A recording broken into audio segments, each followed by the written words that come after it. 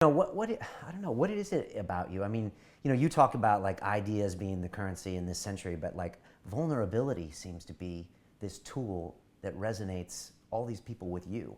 And when you started being honest and talking about your failures, it seemed like all these people just, you know, I don't know, attach themselves to you. You were doing an interview with Tim Ferriss where you said originally people were like, this seems like a train wreck on Twitter, and then they would write you emails and say, that's my life too.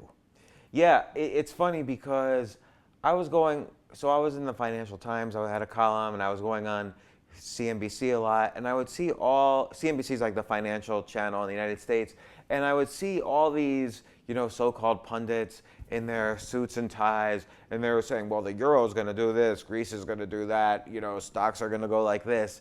And I'm thinking to that, I know what you're like when you're not on the screen. Like, you don't know anything about the stock market. You've been wrong 100% of the time. But no, you're not allowed to say, I don't know, and you're not allowed to admit failure. And failure is almost a bad word. You're not allowed to admit that you've tried and lost many times in your life. And once someone gives permission for that, like once I said,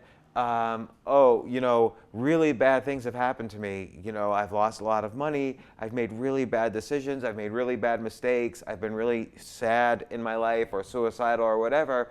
Then I don't want to say it opens the door, because it's not like everybody can sort of choose to share what they want to share. But people would suddenly realize, oh, okay, here's someone who is not just telling me how Greece is going to affect the United States. Here's someone who's going to actually talk to how I'm really feeling and what I'm really going through right now, maybe. And so I was starting to get emails that, oh, I've been through this, and then what did you do? And so people wanted to know. So I didn't give advice. All these people were giving advice. I didn't want to give advice. I was just saying, this is what I did. It may or may not work for you, or here's some places where you can fill in the blanks, but you do what you want to do. And people then started kind of doing what I had done, and sometimes I would do things and then I would fail again, do things, fail again. It was sort of like I was failing enough that it was almost like one big statistically significant experiment, unfortunately. And in a sense, I was trying many different ways to kind of get out of this hole that I kept burying myself in. And I was good at kind of using, building a network, making some money, getting some things going like a business or writing or whatever. But then also I was really good at like totally bombing, totally just ending up in the hole and losing everything.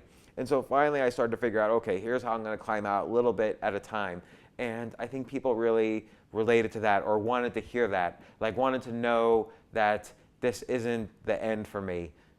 Which is a common feeling. Like if you're getting a divorce, you lost all your money, you're losing your house, and things look like they're going to get worse before they get better, you want to know that there is a light at the end of the tunnel. And I think people related to that. Not necessarily learned from that, because I think you kind of have to learn from your own experiences, but at the very least they said, okay, here's someone who's telling me the truth, and I'm going to listen to that. Now, that also created a lot of angry people, and I have no idea why. So it seemed, I would write these things that would seem to me common sense, and everybody would be angry. And so there was like half and half. Like some people angry because they didn't know what was happening. It was almost like I was hitting some button that they didn't want to recognize, or maybe that they didn't have. And then other people were really relating, and so that I really appreciated. Is that a sign of great art, when half the people love it and half the people hate it?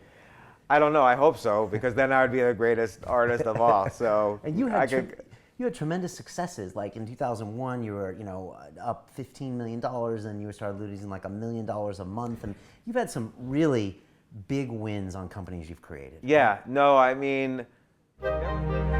To watch the rest of this fascinating interview, click on the link below and go to londonrealacademy.com. There you can sign in with your social media, log in and watch the rest of the episode for free, along with all of our episodes on London Real, my webinars, and all of our premium content, all located over at londonrealacademy.com. So click on the link below, you'll be directed there, and you can watch the rest of this fascinating interview, and I'll see you there.